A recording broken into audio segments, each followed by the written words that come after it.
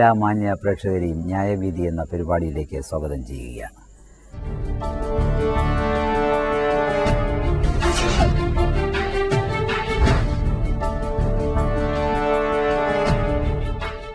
തിരുവനന്തപുരം നഗരം മാത്രമല്ല, തിരുവനന്തപുരം ഡിസ്ട്രിക്റ്റ് തന്നെ ചവറുകളുടെ കൂമ്പാരങ്ങൾ കൊണ്ട് നാറിക്കൊണ്ടിരിക്കുന്നു എന്നുള്ളത് നമുക്ക് എല്ലാവർക്കും അറിയാം. പക്ഷേ നമ്മളെല്ലാവരും ഒത്തുചേർന്നാൽ മാത്രമേ ഇതിനൊരു പരിഹാരം ഉണ്ടാകുകയുള്ളൂ. ഇവിടെ രാഷ്ട്രീയത്തിൻ്റെ നിറം പാടില്ല, ജാതിയുടെ നിറം പാടില്ല. നാം എല്ലാവരും ഒന്നിച്ചു ചേർന്നാൽ മാത്രമേ ഈ നഗരം നമുക്ക് ശുദ്ധിയായ ഒരു ക്ലീൻ സിറ്റിയായി മാറ്റുവാൻ സാധിക്കുകയുള്ളൂ. പക്ഷേ ഇതിന് തടസ്സം നിൽക്കുന്നവരാരാണ്? ഇതിൻ്റെ ഉത്തരം നമ്മുടെ ബഹുമാനപ്പെട്ട മേയർ അഡ്വക്കേറ്റ് ചന്ദ്രിക മനസ്സ് തുറന്ന് സംസാരിക്കുകയാണ്. വീണ്ടും ന്യായവീതിയിലേക്ക് സ്വാഗതം.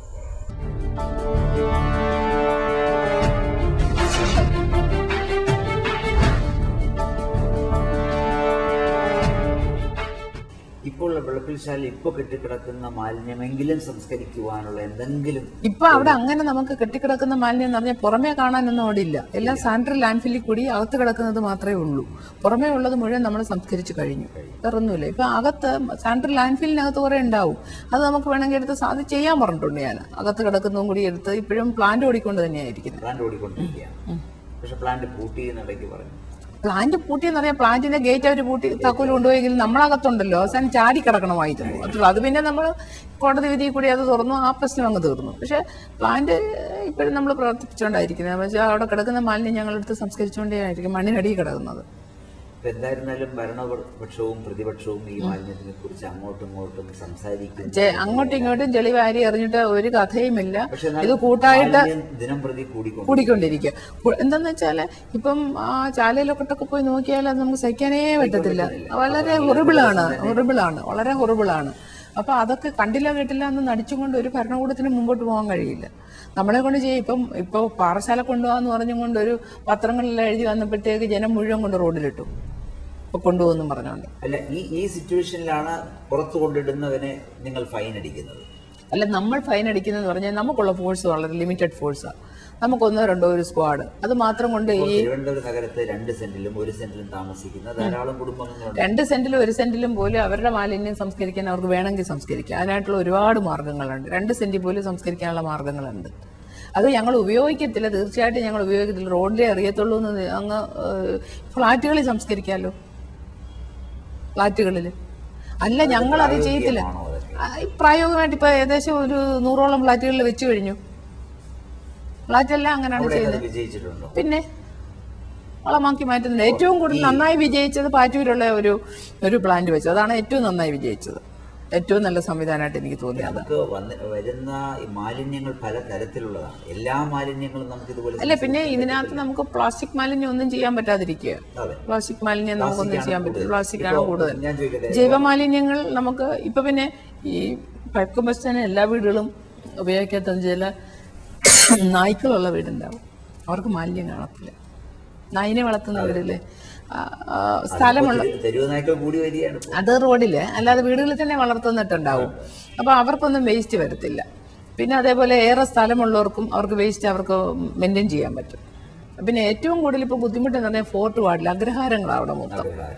അവിടെയൊക്കെയാണ് ഏറ്റവും വലിയ ബുദ്ധിമുട്ട്. പിന്നെ ഈ ഫ്ലോട്ടിംഗ് പോപ്പുലേഷൻ ഉണ്ടാകുന്ന മാലിന്യവും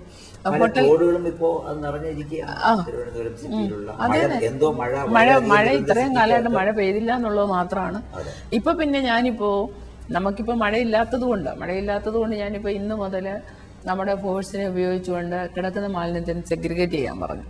പ്ലാസ്റ്റിക്കും കമ്പിയും എല്ലാം ഇത് ചെയ്യുവാനുള്ള തൊഴിലാളികൾ നമ്മുടെ ഇടയിൽ കുറവുണ്ട്. തൊഴിലാളികളുടെ കുറവ് തന്നെയുണ്ട്. നമ്മൾ പലപ്പോഴും ഡെയിലി വേസിനൊക്കെ എടുത്തുകൂടിയാണ് ചെയ്യുന്നത്. അതെ, വലിയ ബുദ്ധിമുട്ടാണ്, നമുക്ക് ആളെ കിട്ടാൻ ബുദ്ധിമുട്ടാണ്. ഉള്ള ഫോഴ്സിനെ ഉപയോഗിച്ചുകൊണ്ട് ഇന്ന് മുതൽ സെഗ്രിഗേറ്റ് ചെയ്യാൻ പറഞ്ഞു. സെഗ്രിഗേറ്റ് ചെയ്ത് ഈ പ്ലാസ്റ്റിക് അതിൽ നിന്ന് മാറുമ്പോൾ തന്നെ ഒരു പകുതി ആശ്വാസമാകും ആ കിടക്കുന്നതിൽ നിന്ന്. പ്ലാസ്റ്റിക് ഇട്ട് ഇതിപ്പോ ചെയ്യുന്നതെന്ന് വെച്ചാൽ പ്ലാസ്റ്റിക്കും ചവറും കൂടിട്ട് ഒരുമിച്ച് കത്തിക്കുക. ഇത് കത്താതെ അവിടെ നീറിപ്പോയി ഇങ്ങനെ കിടക്കും. അപ്പോൾ ഞാൻ പറഞ്ഞു അങ്ങനെ വേണ്ട, ഇനി നിങ്ങൾ കത്തിക്കൽ നിർത്തിയിട്ട് പ്ലാസ്റ്റിക് ഒന്ന് വേർതിരിച്ച് അങ്ങ് മാറ്റുക, അതിൽ നിന്ന് മാറ്റുക. എന്നിട്ട് അത് കത്തിക്കണ്ട, നല്ലോണം നിരത്തിയിട്ട് സ്മെല്ല് പോകാനുള്ള ഒരു പൊടി അഗ്രികൾച്ചർ കോളേജുകാർ വികസിപ്പിച്ചെടുത്തിട്ടുണ്ട്. അതൊരു 80% സ്മെല്ല് പോകും.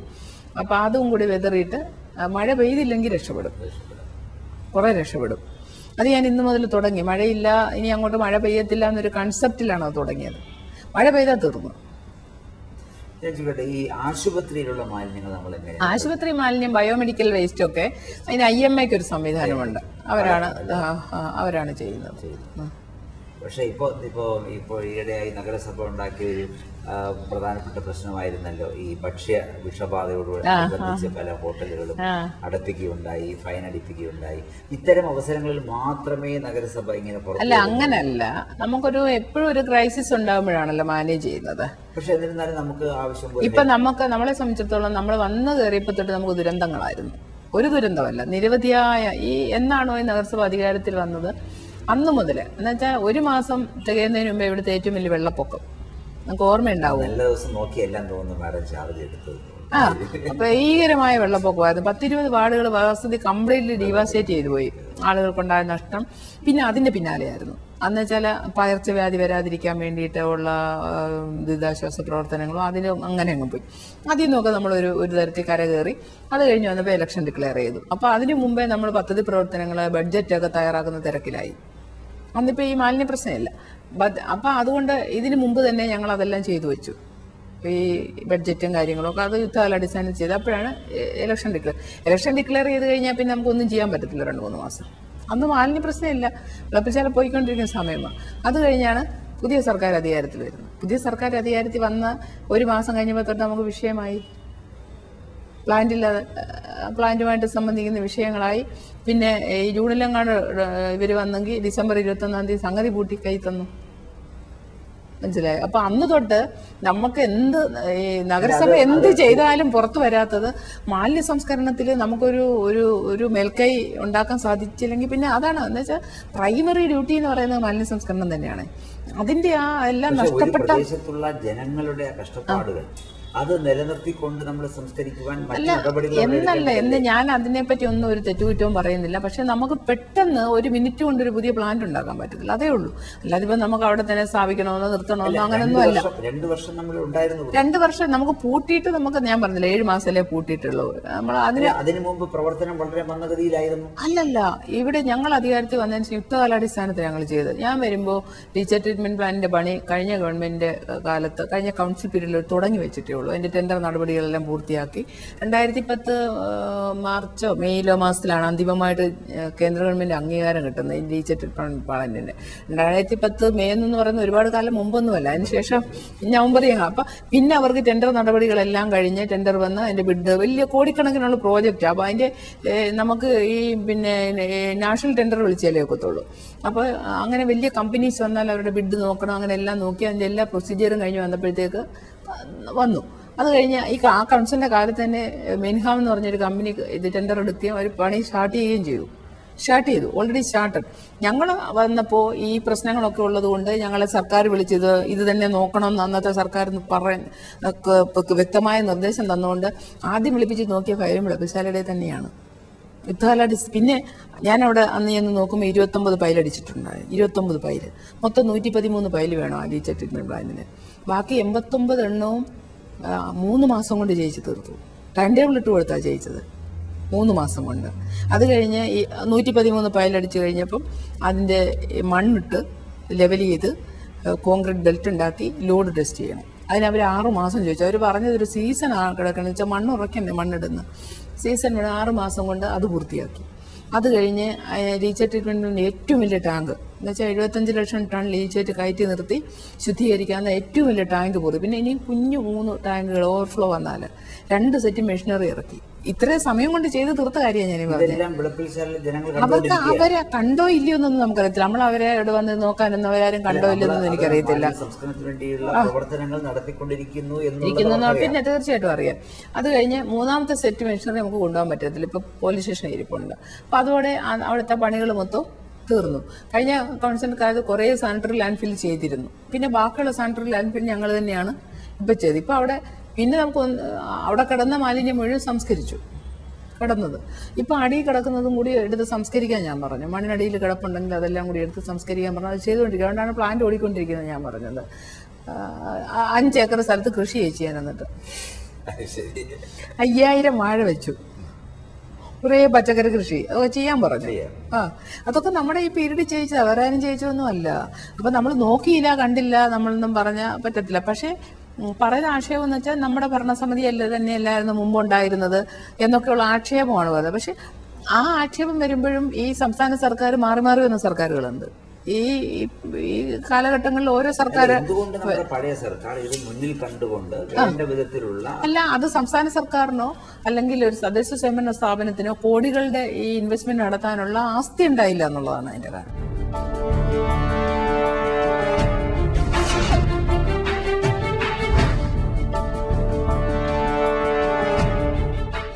പറയുന്ന ആക്ഷേപം എന്ന് വെച്ചാൽ നമ്മുടെ ഭരണസമിതി തന്നെയല്ലായിരുന്നു മുമ്പുണ്ടായിരുന്നത് എന്നൊക്കെയുള്ള ആക്ഷേപമാണ് പറയുന്നത്. പക്ഷെ ആ ആക്ഷേപം വരുമ്പോഴും ഈ സംസ്ഥാന സർക്കാർ മാറി മാറി വന്ന സർക്കാരുകളുണ്ട്. ഈ ഈ കാലഘട്ടങ്ങളിൽ ഓരോ സർക്കാർ പഴയ സർക്കാർ ഇത് മുന്നിൽ കണ്ടുകൊണ്ട് വേണ്ട വിധത്തിലുള്ള അല്ല, അത് സംസ്ഥാന സർക്കാരിനോ അല്ലെങ്കിൽ ഒരു തദ്ദേശ സ്വയംഭരണ സ്ഥാപനത്തിനോ കോടികളുടെ ഈ ഇൻവെസ്റ്റ്മെന്റ് നടത്താനുള്ള ആസ്തി ഉണ്ടായില്ല എന്നുള്ളതാണ് അതിന്റെ കാരണം. അത് പിന്നെ കേന്ദ്ര ഗവൺമെന്റ് അതിന് കേന്ദ്രാവിഷ്കൃത ഫണ്ട് കൊണ്ടുവന്നിട്ടാണ് ആ ഒരു പിന്നെ ഇഷ്യൂവിനെ അഡ്രസ് ചെയ്യാനായിട്ട് ശ്രമിച്ചത്. LDF പഞ്ചായത്തായിരുന്നെങ്കിൽ തീർച്ചയായിട്ടും ഈ പ്രോബ്ലം വളരെ ഈസി ആയി സോൾവ് ചെയ്യാമായിരുന്നു അല്ലേ? അങ്ങനെ കരുതുന്നു. തീർച്ചയായിട്ടും ഒരു സംശയം വേണ്ട കാര്യത്തില്. രാഷ്ട്രീയ ഒരു കളി തന്നെയാണ്. പിന്നെ എന്താ സംശയം? ഞാൻ ചോദിക്കട്ടെ, മേയർ ഒരു ദിവസം ഒരു മുഖ്യമന്ത്രിയായി ഭരണം ഏറ്റെടുക്കും, താങ്കൾ എന്ത് ചെയ്യും?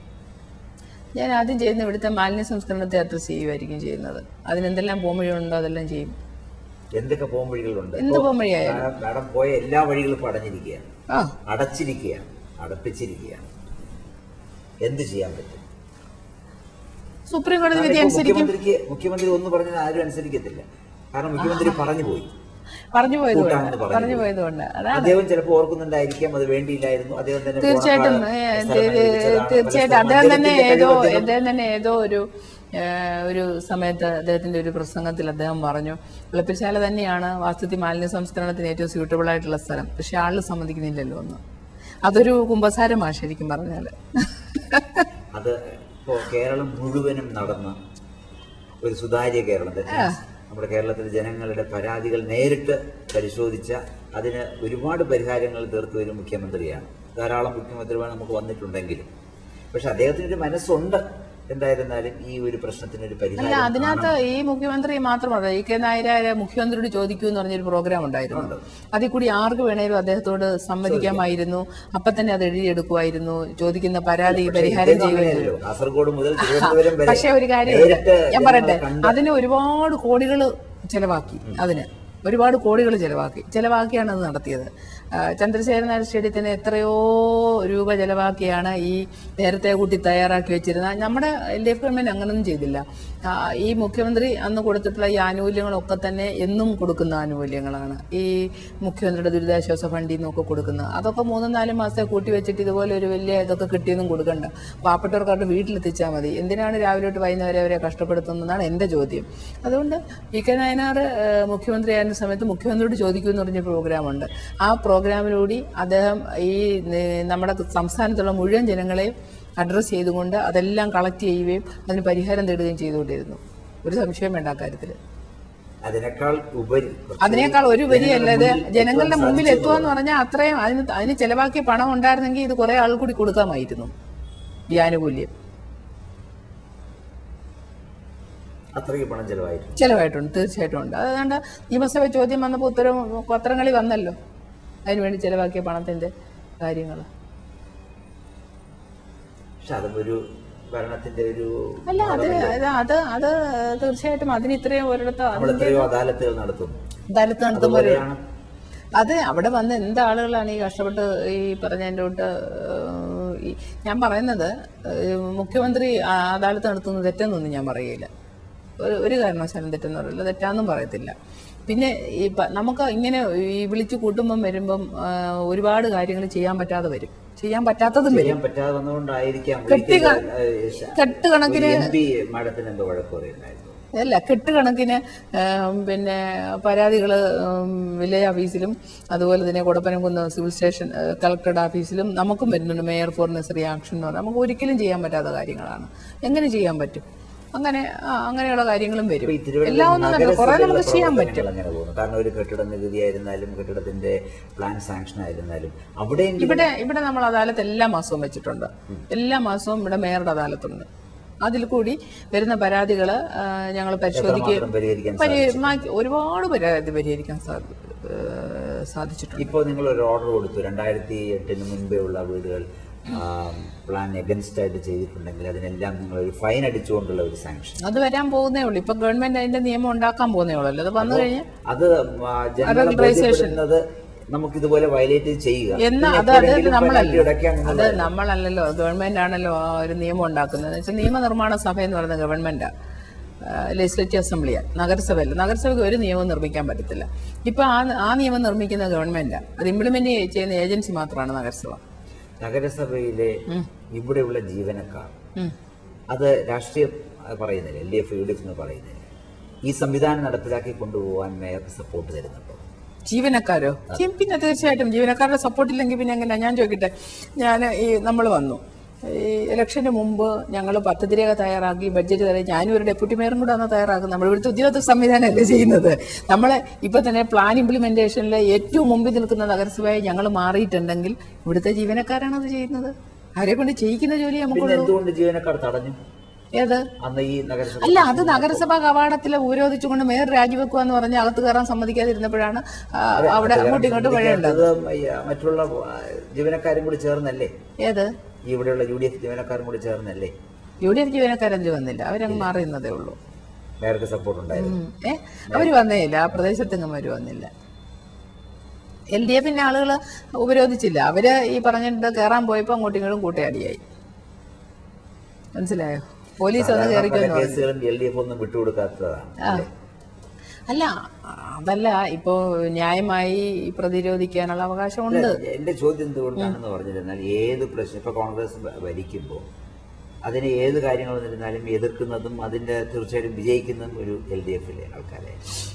ഈ ഒരു പ്രശ്നം വന്നപ്പോ ഏത് കാര്യം വന്നാലും LDF അത് ആലോചിച്ച് പരിഹരിക്കുവാനുള്ള ഒരു സംവിധാനം ഉണ്ടാക്കിയില്ല.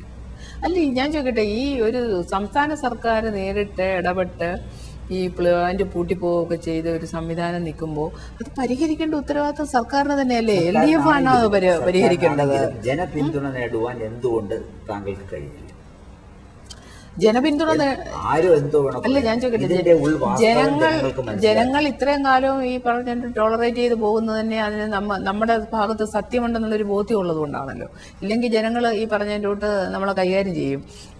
സുപ്രീം കോടതി വിധി വന്നിട്ടും ഇതൊന്നും ചെയ്യാൻ നടപ്പാക്കാൻ കൂട്ടാത്തൊരു സർക്കാർ 2 തവണ ഡ്രാമ നടത്തിയല്ലേ ഇവിടുത്തെ ജനങ്ങൾ കണ്ടുകൊണ്ടിരിക്കുകയാണ്. അതുകൊണ്ട് തന്നെയാണ് ജനങ്ങളുടെ കുറേയെങ്കിലും ഒരു സപ്പോർട്ട് നമുക്കുള്ളത്. ഇല്ലെങ്കിൽ ജനം സപ്പോർട്ട് ചെയ്യത്തില്ല. തിരുവനന്തപുരം നഗരത്തിലെ ജനം നമ്മളെ സപ്പോർട്ട് ചെയ്യത്തില്ല. ഇത്രയും മാലിന്യ കുമാരങ്ങളും ഒക്കെ കിടക്കും പോലെ അവർ സഹിക്കുക ചെയ്യുന്നത്. ജനങ്ങൾ അവർ സഹിക്കുക. എന്തിനു വേണ്ടി സഹിക്കുന്നു ചോദിച്ചാൽ, ഒരു നഗര ഭരണകൂടത്തിന് വന്ന നിസ്സഹായ അവസ്ഥ അവർ മനസ്സിലാക്കുന്നു.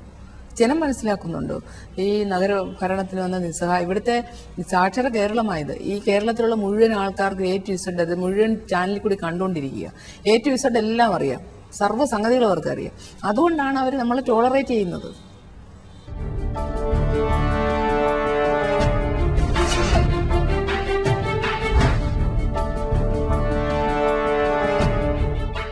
ബഹുമാനപ്പെട്ട മേയർ പറഞ്ഞതെല്ലാം ശ്രദ്ധിച്ചിരിക്കുമെന്ന് ഞങ്ങൾ കരുതുകയാണ്. ഇതിന് ശാശ്വതമായ ഒരു പരിഹാരം എടുക്കേണ്ടത് നമ്മുടെ സംസ്ഥാന ഗവൺമെൻറ് തന്നെയാണ്. പക്ഷേ സംസ്ഥാന ഗവൺമെൻറ്റിനോട് നമുക്ക് പറയുവാനുള്ളത് ബഹുമാനപ്പെട്ട മുഖ്യമന്ത്രിയോടുകൂടിയാണ്. മുഖ്യമന്ത്രി ഇടപെട്ടാൽ മാത്രമേ ഇതിന് ശാശ്വതമായ ഒരു പരിഹാരം നേടുവാൻ സാധിക്കുകയുള്ളൂ. അതിനുവേണ്ട സന്നാഹങ്ങളെല്ലാം തന്നെ എന്ത് വിട്ടുവീഴ്ചയ്ക്കും ഇന്ന് കോർപ്പറേഷൻ വളരെ തയ്യാറായി സജ്ജമായി കഴിഞ്ഞിരിക്കുകയാണ്. അതുകൊണ്ട് അടിയന്തരമായ നടപടികൾ ഉൾക്കൊള്ളുന്നതോടൊപ്പം എല്ലാവരും ഈ തിരുവനന്തപുരം നഗരത്തിൻ്റെ ആ മാലിന്യം എങ്ങനെ ശുദ്ധീകരിക്കാം എന്നുള്ളതിനെക്കുറിച്ച് കൂട്ടായിരുന്ന് ചർച്ച ചെയ്ത് ഇതിനൊരു പരിഹാരം എത്രയും വേഗം കണ്ടെത്തണം. ഇല്ലെങ്കിൽ നമുക്ക് നഷ്ടപ്പെടാൻ പോകുന്നത് ഒരുപാട് ജീവനാണ്. ഒരു ആരോഗ്യമില്ലാത്ത, ഒരു സുഖകരമില്ലാത്ത ഒരു തിരുവനന്തപുരം നഗരമായിരിക്കും. അത് നമുക്ക് മാത്രമല്ല, അന്യ സംസ്ഥാനങ്ങളിൽ നിന്ന് വരുന്നവർക്കും വിദേശത്തു നിന്ന് വരുന്നവർക്കും ഇനി വരാൻ പോകുന്ന ടൂറിസം സമയത്ത് പോലും അത് വളരെ നമ്മുടെ ടൂറിസം മേഖലയെ ബാധിക്കും എന്നുള്ളത് നാം ഓരോരുത്തരും അറിയേണ്ടതാണ്. നമുക്ക്